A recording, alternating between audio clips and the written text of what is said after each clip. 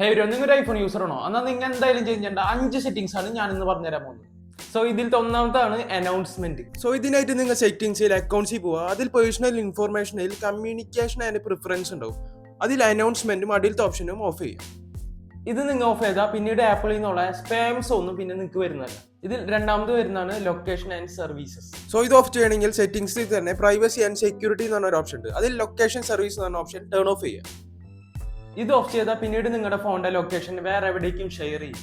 ഇതിൽ മൂന്നാമത് വരുന്നതാണ് ട്രാക്കിംഗ്. സോ ഇതിനായിട്ട് പ്രൈവസി ആൻഡ് സെക്യൂരിറ്റി തന്നെ ട്രാക്കിംഗിൽ allow apps to request to track എന്ന ഓപ്ഷൻ ഓഫ് ചെയ്യുക. ഇത് നിങ്ങൾ ഓഫ് ചെയ്താൽ നിങ്ങളുടെ ആക്ടിവിറ്റീസ് ഒന്നും പിന്നെ ഷെയർ ആവില്ല.